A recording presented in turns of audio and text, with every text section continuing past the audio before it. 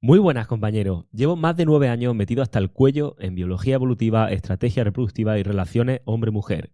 Y lo que vas a escuchar hoy va a cambiar por completo tu forma de ver el sexo, las citas, las leyes actuales y por qué muchas veces sientes que juegas con desventaja. Porque en el episodio de hoy voy a explicarte por qué la sociedad actual ha sido diseñada para proteger el poder sexual de las mujeres y cómo esto te afecta a ti cuando pagas una cita, cuando te sientes culpable por tu deseo, cuando crees que ligar bien es cuestión de ser bueno o correcto y cuando no entiendes por qué pierdes poder en tus relaciones. Te voy a mostrar cómo te han condicionado para competir sin herramientas y cómo darle la vuelta. Así que, empezamos.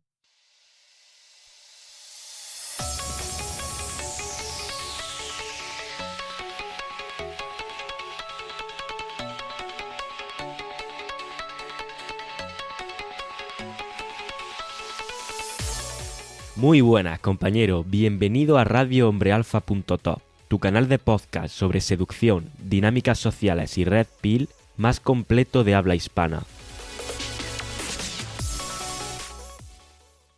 Bien, antes de meternos en harina, te recuerdo dos cosas. Cosa 1. Hemos vuelto a ofrecer en abierto 2 minicursos, Conversaciones Infinitas y Círculos Sociales desde cero, ambos por un precio simbólico de 23 euros. Toda la información debajo en el link del episodio. Cosa 2. Si esto que vas a escuchar te hace clic, la que voy a liar próximamente en la comunidad de email te va a explotar el cerebro. Para formar parte de la explosión, únete gratis a la comunidad de email desde el enlace que te dejo debajo de este podcast. Dicho esto, comenzamos. Seguro que has escuchado por ahí eso de el único y mayor poder de una mujer es su sexualidad. O aquello de las mujeres son objetos sexuales para los hombres y los hombres somos objetos de éxito para las mujeres. Bien, hoy en día la red pill se está volviendo famosa. Por tanto, uno de los problemas que genera esto es que muchos se suman al carro poniéndose el pin de red pill, pero lo único que hacen es regurgitar eslóganes ácidos sin saber muy bien el fundamento detrás de ellos. El problema concretamente es que las personas ajenas a la red pill, que suelen estar bajo el condicionamiento de una realidad femenina, cuando escuchan estos eslóganes ácidos, rápidamente enjuician metiendo a la red pill en el saco de la misoginia, el machismo y compañía. Y lo que empezó siendo una praxeología para ayudar a los hombres a entender mejor a las mujeres y sus relaciones con ellas, termina siendo un debate tipo Sálvame de Telecinco que genera que muchos hombres que podrían beneficiarse de esto se alejen porque les genera rechazo. Y con razón.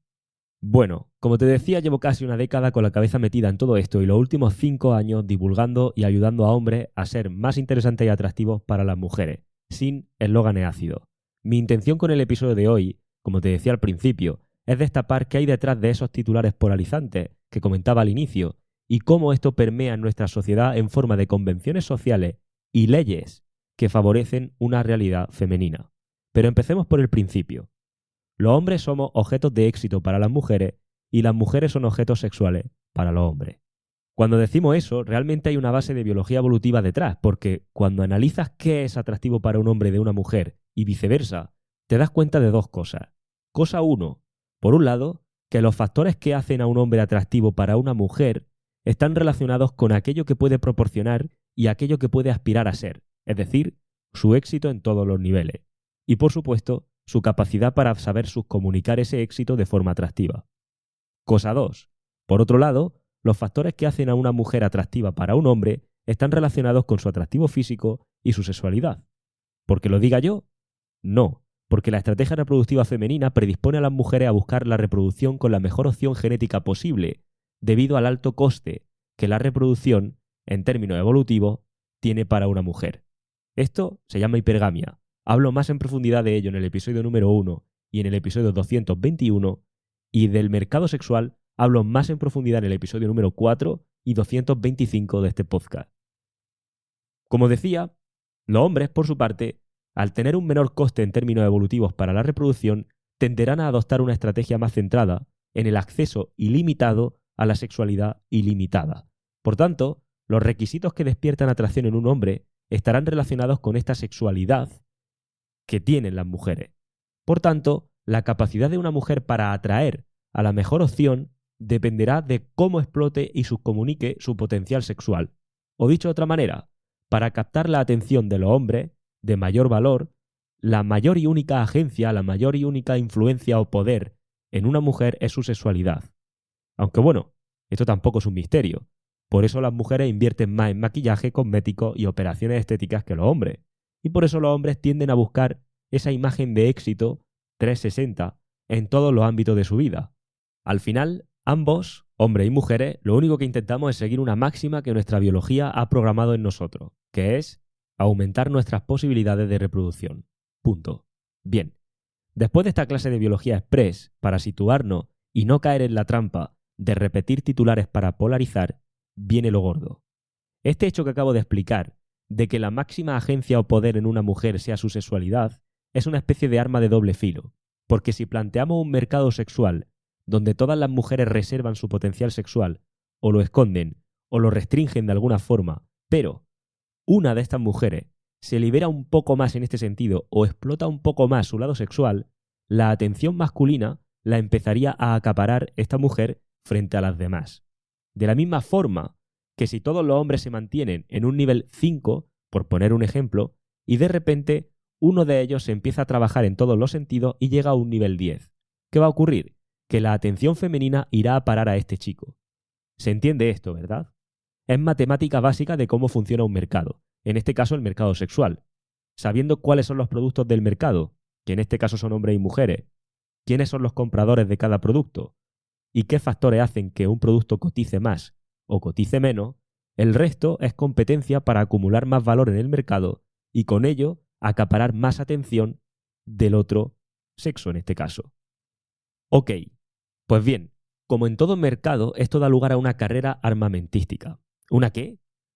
Para los del fondo de la clase, en biología, una carrera armamentística evolutiva describe la competencia constante entre especies, o en este caso, entre sexos dentro de una misma especie, para superar al otro en un entorno cambiante. Mira, para ponerlo fácil, tenemos muchos ejemplos de esto en la naturaleza, pero vamos a mencionar un par de ellos. Esto lo vemos en depredadores y presas. A medida que los depredadores se vuelven más rápidos y eficientes, por ejemplo, un guepardo, las presas, por su lado, también evolucionan para volverse más ágiles o en algunos casos desarrollar camuflaje. En el caso de la agilidad, las gacelas, siguiendo el ejemplo de antes. También esto lo podemos ver en parásitos y huéspedes. Un parásito evoluciona para volverse más resistente, mientras que el huésped desarrolla defensas inmunológicas más sofisticadas. Y esto es justo lo que ocurre en el caso de las bacterias y el sistema inmunológico humano. Sin embargo, la gracia de esta carrera es que no tiene un final, ya que ambas partes siguen evolucionando en respuesta a la otra, ad infinitum, como se diría. Ok, pero ¿esto qué tiene que ver, Daniel? Pues muy sencillo. En el contexto de las relaciones humanas y la biología evolutiva, ocurre exactamente lo mismo, lo que podríamos llamar una carrera armamentística sexual, es decir, una competencia constante entre mujeres para captar la atención masculina y entre hombres para aumentar su atractivo hacia las mujeres y captar la atención femenina. Mira, con esto que te cuento lo vas a pillar porque es muy sencillo. En el caso de los hombres se ve muy fácil. Si nos vamos 2 o 3 décadas atrás, la cantidad de tíos que estaban ultra cuidados físicamente o asistían regularmente a un gimnasio o a un centro con fines de estética eran mínimos. Lo mismo a nivel financiero, lo mismo a nivel de relaciones con las mujeres y experiencias con ellas. Sin embargo, a la que varios hombres empiezan a cuidarse físicamente, mejorar su estatus o posición económica a saco y desarrollar experiencias y habilidades con las mujeres para saber subcomunicar ese atractivo, de repente el resto de hombres se quedan sin formas de ser competitivos. ¿Solución? El nivel mínimo sube y todos nos vemos obligados a sumarnos al carro. Mira cualquier tendencia y verás que se rige exactamente por esto. Piensa en el físico, economía y experiencias con las mujeres que tu padre tenía para atraer a tu madre. Si era como el mío, un físico normal de hombre que trabaja en el campo o en la obra, una economía muy normal, y ¿con cuántas mujeres había estado antes que tu madre? ¿5? Piensa ahora en el físico, economía y experiencias con las mujeres de un hombre de 30 y tantos años que sea atractivo para las mujeres. Posiblemente tiene un físico curradísimo del gimnasio o al menos mucho más musculado que en la época de tu padre. A nivel financiero cobrará 2 veces más, porque joder, a día de hoy hay chavales de 18 que ganan varios miles al mes. ¿Y con cuántas mujeres habrá costado? Probablemente varias decenas. Si te fijas es otro mundo. Pues bien, esta es una carrera armamentística. El nivel mínimo requerido sube y siempre va a seguir subiendo, porque siempre va a haber formas de seguir progresando y siempre va a haber unos cuantos que progresan y el resto que tienen que ser competitivos. Es la ley de la naturaleza, o en este caso de la evolución. El más apto sobrevive. Bien, ¿y qué hay de las mujeres? Exactamente lo mismo, solo que el factor que ellas explotan, que es lo atractivo para nosotros en este mercado, es su potencial sexual.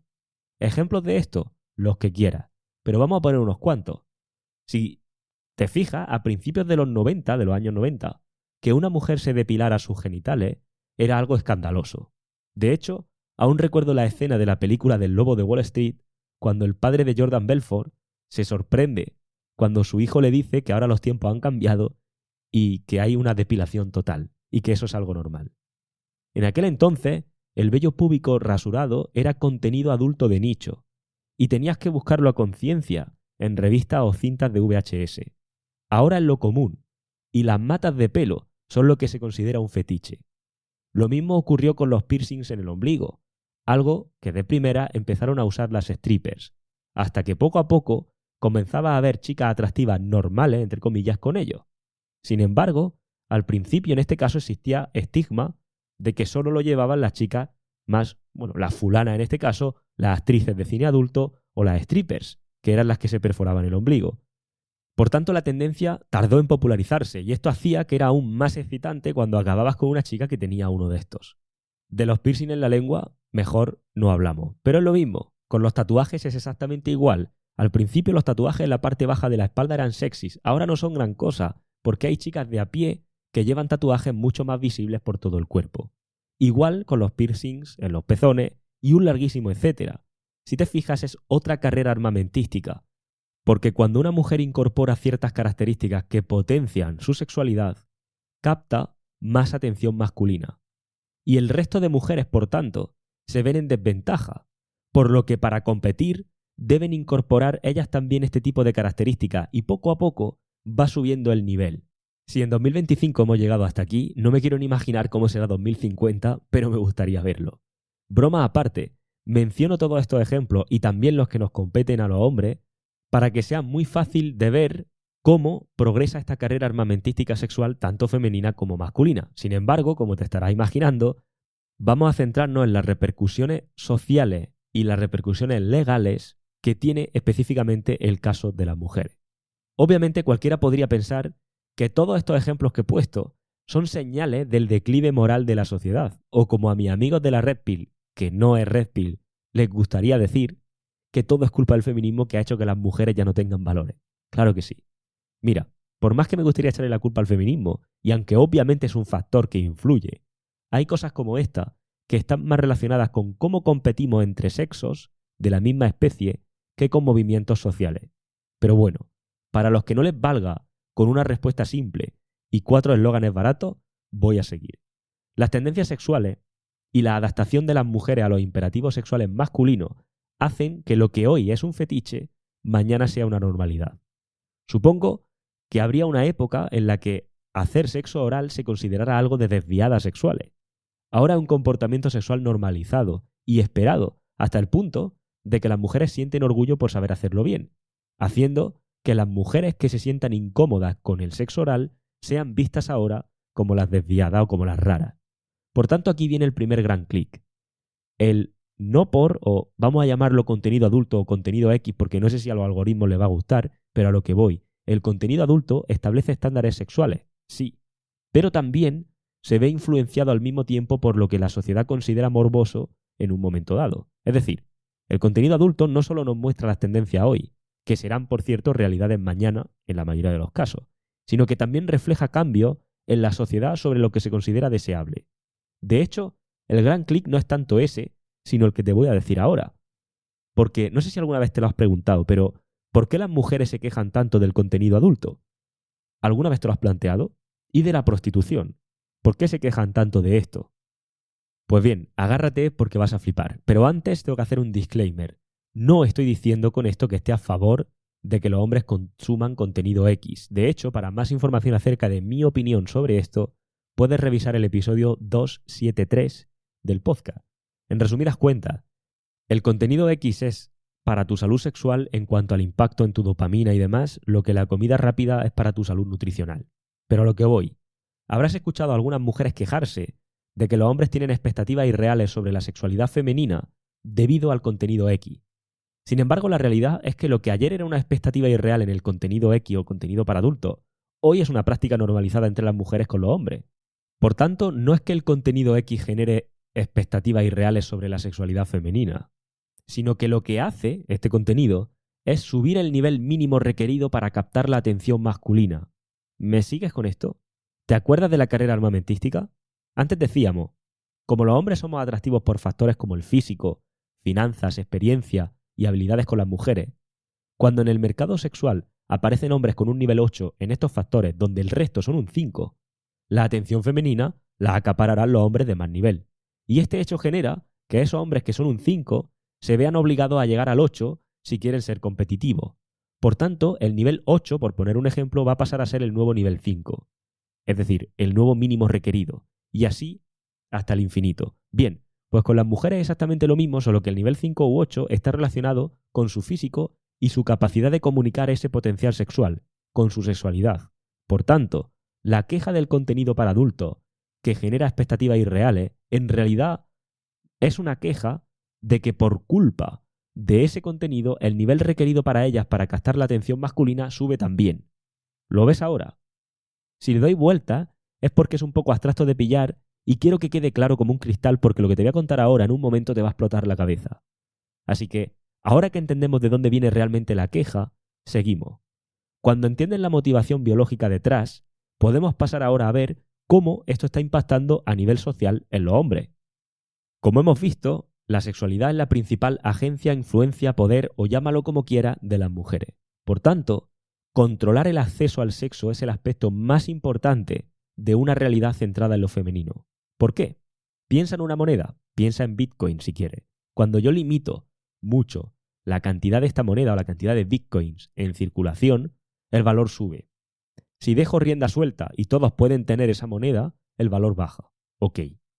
Pues cuando digo que estamos en una realidad centrada en lo femenino, me refiero a la realidad actual. Nuestra sociedad es una sociedad cuya referencia para determinar lo que está bien o lo que está mal, o para determinar hacia dónde y cómo nos organizamos, es femenina. Medimos que un comportamiento esté bien o mal solo si se ajusta a ese estándar femenino o no. Un ejemplo rápido. Decimos que los hombres tienen un problema por no expresar sus sentimientos o lo que sea, porque estamos comparando ese comportamiento, que es masculino por cierto, con el comportamiento femenino que es la vara de medir. Bien, pues por eso decimos que controlar el acceso al sexo será el aspecto más importante de una realidad centrada en lo femenino, porque este sexo es la máxima agencia de una mujer. Y este hecho es lo que tiene un gran impacto a nivel social y legal, como ahora veremos. Porque para controlar ese acceso al sexo es necesario que los intereses o deseos sexuales de los hombres sean, por defecto, vistos como algo desviado, dañino o vergonzoso, mientras que las expresiones sexuales de las mujeres sean normalizadas, correctas y liberadoras. ¿No te lo crees? Pongamos un ejemplo sencillo.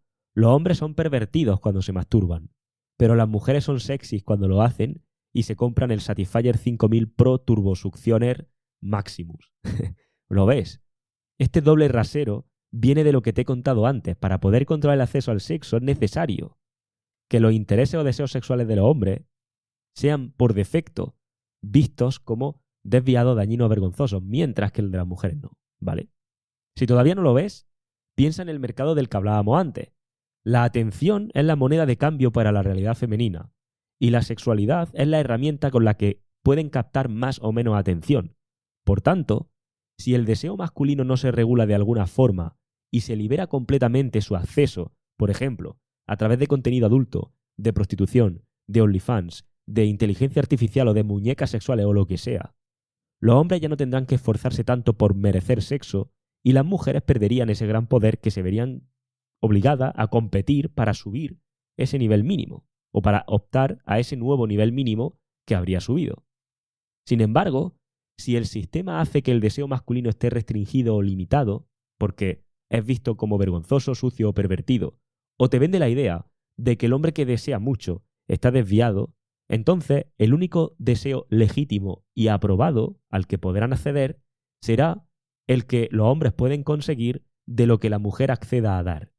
Y como el sexo pasaría a ser algo muy demandado, y la mujer lo tiene, podrá elegir y filtrar perfectamente a las mejores opciones.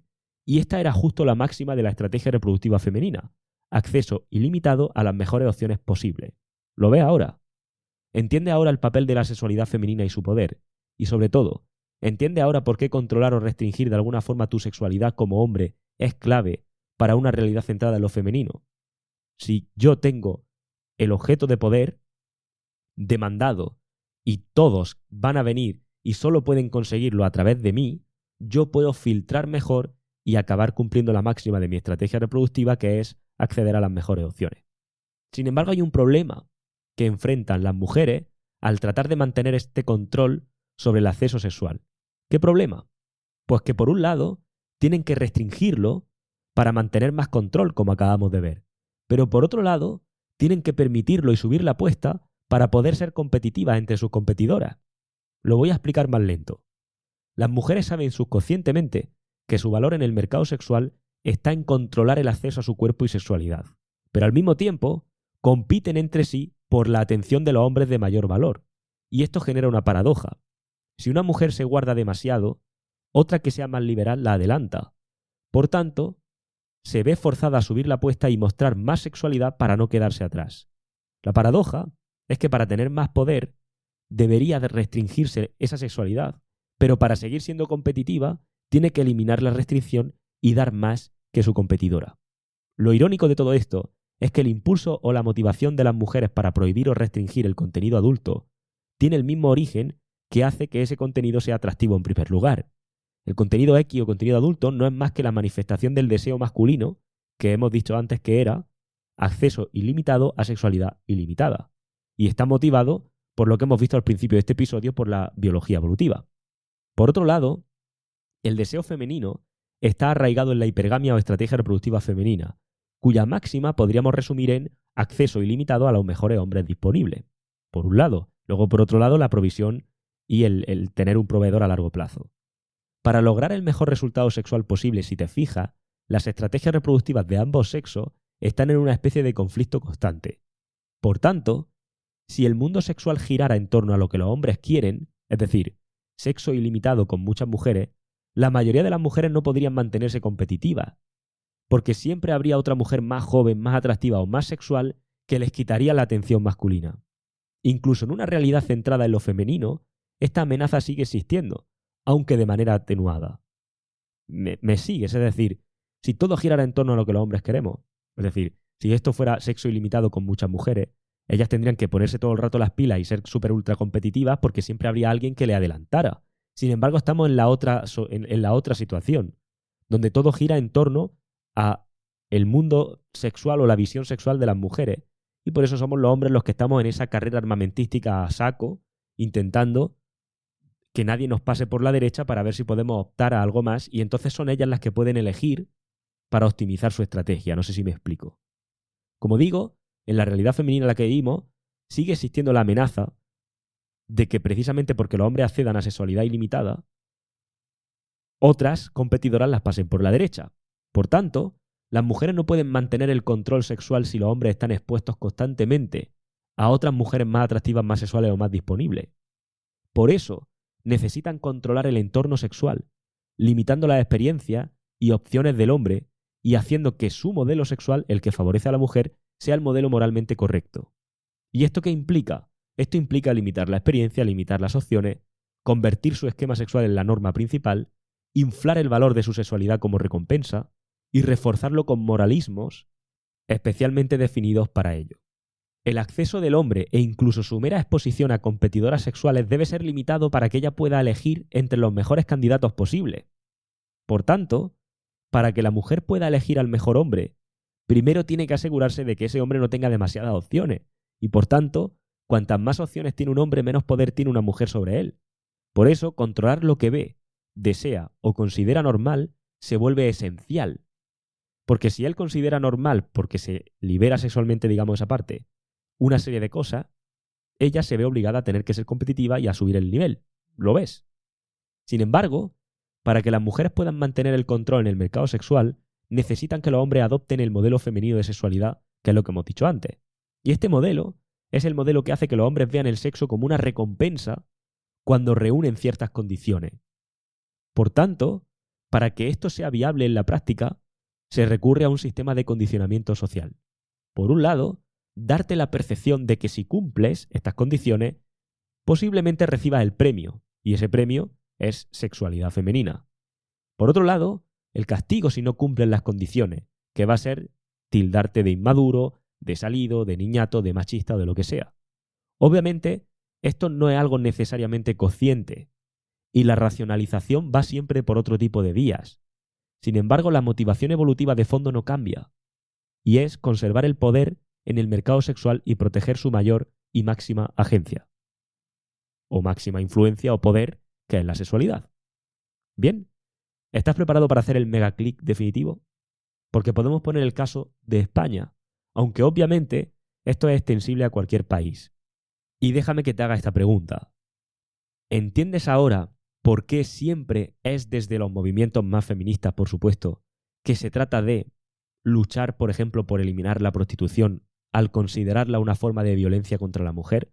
Ojo, hablamos aquí de cualquier tipo de prostitución, incluyendo aquella en la que la mujer que se dedica a ello decide libremente hacerlo. Sin embargo, desde estos movimientos feministas el argumento siempre es el mismo. Ninguna mujer elige libremente ser una prostituta, sino que todas están coaccionadas por el patriarcado.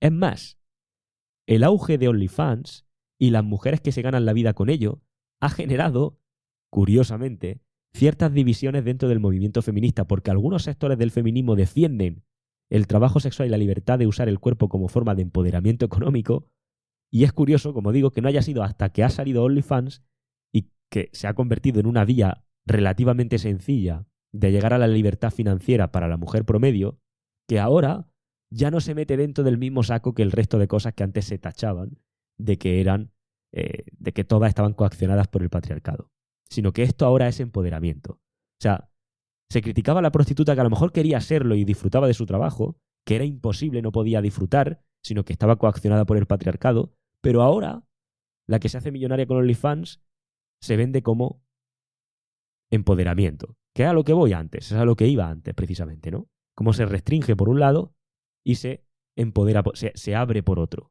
precisamente para mantener ese mecanismo de control. Aquí tengo que hacer otro disclaimer. No estoy defendiendo la prostitución, ni promoviendo su eliminación, ni haciendo nada. Esto no se trata de mi opinión. Se trata de una descripción que estoy haciendo de la realidad social que vivimos mientras la relaciono con los conceptos de biología evolutiva que estoy analizando contigo. Dicho esto, sigo. Otra pregunta. ¿Entiende ahora por qué siempre es desde los movimientos más feministas que se trata de restringir o regular el acceso al contenido adulto o al contenido X o al no por, llámalo como quieras, especialmente entre menores? El argumento siempre es el mismo, que el contenido adulto genera una visión machista del sexo, que fomenta la violencia sexual y que deseduca a los jóvenes. Sin embargo, al mismo tiempo, desde los mismos movimientos, se celebra el empoderamiento sexual femenino a través del uso de satisfiers y demás. ¿Te das cuenta de que es justamente lo que estamos analizando a nivel evolutivo y biológico, pero llevado al plano social? A mí esto me parece brutal.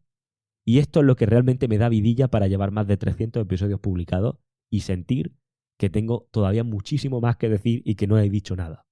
Espero que tú, que estás escuchando esto, sientas aunque sea una décima parte de lo que siento yo cuando conecto estos cabos, porque para mí son como ultra mega clics. Y si quieres más, estoy preparando una muy gorda por la comunidad de email, así que debajo tiene un link que te recomiendo apuntarte, es gratis, a la comunidad de email. De hecho, te voy a refrescar lo de antes, por volver al episodio. Esto no es algo necesariamente consciente por parte de las mujeres, y la racionalización va siempre por otras vías. La racionalización siempre es que si machismo, que si violencia, que si patriarcado, bla, bla, bla. La racionalización a priori tiene sentido, salvo cuando le prestas atención y entiendes la motivación biológica que hay detrás. Porque la motivación evolutiva de fondo no cambia, y es la misma: conservar el poder en el mercado sexual y proteger su mayor y máxima agencia, influencia o poder, que es el sexo. Que, como acabamos de ver, la única forma de hacerlo es limitando la exposición del hombre a la sexualidad sin límites, restringiendo esa estrategia reproductiva masculina. De hecho, no solamente son mecanismos sociales o incluso legales los que se usan para este fin, sino también apelación a la religión o a la moralidad. Pero en el fondo es lo mismo. La religión y la moralidad se usan como herramientas sociales para imponer las normas que favorecen a la mujer en el mercado sexual. Si un hombre se sale del guión o critica estas normas, se le castiga moralmente. Se le llama pecador, pervertido, inmaduro, sucio. Y como nadie quiere parecer malo o inmoral, y menos en esta esfera, estas herramientas son muy efectivas y difíciles de cuestionar. Por eso, vivimos en una sociedad donde la mujer parte con una posición moral privilegiada por defecto. No se espera coherencia entre lo que dice y lo que hace. Si falla, se la justifica o se la perdona automáticamente. Al hombre, en cambio, se le pide que aguante, que entienda, que perdone, y si lo hace, es visto como noble, maduro o superior. Esto es lo que hemos dicho siempre. A la mujer se le dice que haga lo correcto para ella. A ti se te dice que como hombre hagas lo correcto, pero cuando miras de cerca te das cuenta que la definición de lo correcto para ti es muy diferente y obviamente se ajusta 100% a lo que la realidad femenina espera de ti. Por tanto, en la actualidad, todos los principios de la moral convencional existen para servir al imperativo femenino. Obviamente, tenemos que reconocer que tradicionalmente la moral se ha usado para reprimir la sexualidad femenina. Pero en la actualidad, si lo piensas bien, casi cualquier cosa que hoy consideramos un vicio o una virtud se puede relacionar con una intención oculta, que es proteger una realidad que favorece a las mujeres. El contenido adulto, el contenido X y la prostitución solo son consideradas vicios por la sociedad en general porque entran en conflicto con una realidad femenina más amplia, por los motivos que acabamos de comentar. Además, promover virtudes como la moderación o la honestidad sigue sirviendo a un modelo que favorece a la mujer. ¿Por qué? Porque los hombres creen que si son buenos chicos, honestos y comedidos, van a ser más atractivos como pareja. ¿Quién no ha escuchado eso de que los hombres son más atractivos si son honestos o auténticos? Obviamente no estoy defendiendo que mienta, pero es curioso cómo todo gira en torno a lo mismo. Sin embargo, al mismo tiempo, esa narrativa hace que los hombres vivan atados a unas reglas sociales, mientras las mujeres pueden actuar con más libertad bajo otras reglas distintas. A ti te ponen una regla y a ella otra, porque obviamente estas reglas que te aplican a ti no aplican a ella. El hombre, incluso desde dentro del sector de la seducción, es señalado por querer aprender comportamientos atractivos, tachándolo de poco auténtico, por no estar siendo el mismo. ¿No te has cruzado con gente de dentro del sector que se supone que este sector es para ayudar a los hombres y empoderarlos a mejorar sus relaciones, señalando con el dedo a todos esos hombres que quieren aprender comportamientos atractivos y tachándolos de que son poco auténticos porque están aprendiendo, entre comillas, lo que ellos llaman técnicas por no ser ellos mismos? Me hace mucha gracia porque, claro, si yo busco cómo ser un chico malo o cómo ser más atractivo para las mujeres, tío, estás siendo poco auténtico. Tienes que ligar desde la honestidad. ¿Y las mujeres que se maquillan? ¿Las mujeres que se arreglan? ¿Las mujeres que se operan? ¿Las mujeres que se ponen filtros en las fotos para parecer más atractivas? ¿Por qué a ellas no se las tacha de poco auténticas? Porque no aplican las mismas reglas. La próxima vez que escuches a tu coach Blue Pill hablarte de la honestidad y de la autenticidad, dile de mi parte que le dé un par de vueltas a su consejo, porque muchas veces ni siquiera él es consciente de dónde vienen sus ideas. Pero es lo mismo. Me señala a mí, que se supone que estoy en tu equipo, y que se supone que vengo aquí a este sector, a esta comunidad, llámalo como tú quieras, para aprender esto, para mejorar mis relaciones. Y en realidad lo único que está haciendo es meterme otra vez bajo el prisma de esa realidad femenina. En cualquier caso, a medida que este modelo, centrado en lo femenino, se hace más fuerte y más visible gracias al auge del feminismo, ahora aquí sí entra este factor, los hombres no se quedan quietos, obviamente. Los hombres han tenido que buscar formas de adaptarse o reaccionar a este nuevo entorno. De hecho, desde la revolución sexual, los hombres se han dividido en 3 tipos. Hay 3 grupos. Están los que aceptan las reglas impuestas por la narrativa femenina y se adaptan a ellas. Estos están totalmente fuera.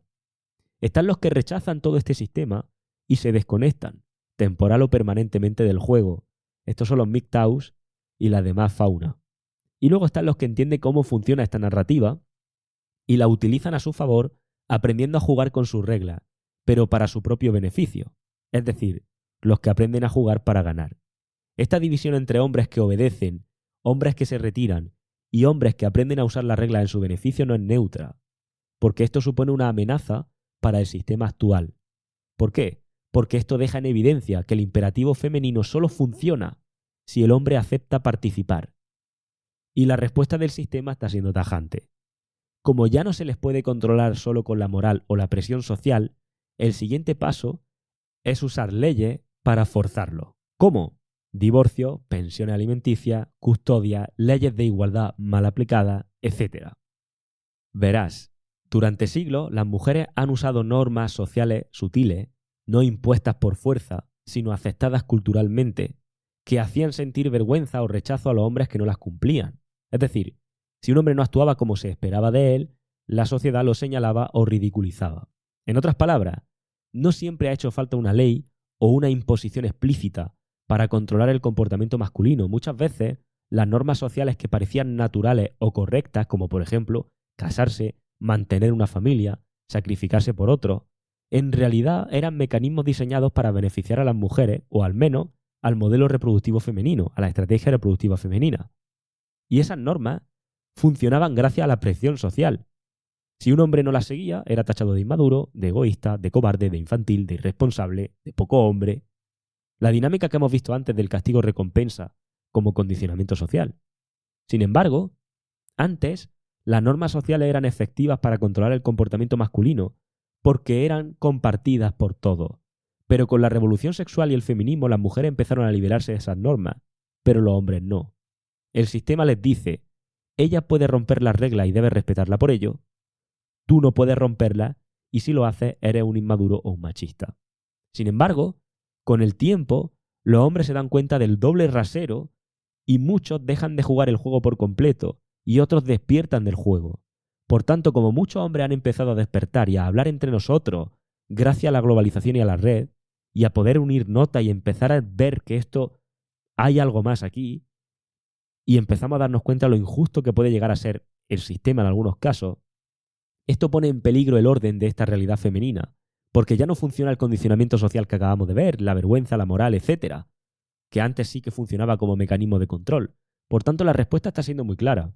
Crear leyes que fuercen al hombre a cumplir roles que ya no acepta voluntariamente. Ejemplos reales de esto serían divorcios con cargas desproporcionales, custodias automáticas para la madre, denuncias sin pruebas con consecuencias inmediatas, la presunción de inocencia que no existe y que poco se habla de ella, etc., etc. Por eso, las leyes modernas están cada vez más desequilibradas. Favorecen sin cuestionar a las mujeres y castigan de forma dura y automática a los hombres, pero por este motivo. Pero al final el objetivo y la motivación final es la misma. Preservar ese poder en el mercado sexual para optimizar al máximo la estrategia reproductiva femenina a cualquier costa. Y esta es la forma de explicar una situación sociocultural actual desde una perspectiva red pill, de verdad, y con fundamento científico de estar respaldado de la biología evolutiva. Y por supuesto, sin eslóganes ácidos. Así que bueno, espero que este episodio te haya aportado valor. Y te recuerdo que, bueno, si te ha hecho algún clic esto que te he dicho, me encantará que me lo dejes en los comentarios para saberlo. Así que te animo a que lo compartas. Y antes de irme te recuerdo dos cosas. Cosa 1. Hemos vuelto a ofrecer en abierto 2 minicursos, Conversaciones Infinitas y Círculos Sociales desde cero. Ambos por un precio simbólico de 23 euros. Toda la información en el link que te dejo debajo. Cosa 2.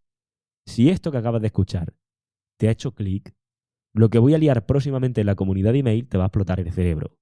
Para formar parte de esta explosión, puedes unirte gratis a la comunidad de email desde el link que te dejo también debajo de este podcast. Ahora sí, fuerte abrazo y nos vemos en la próxima.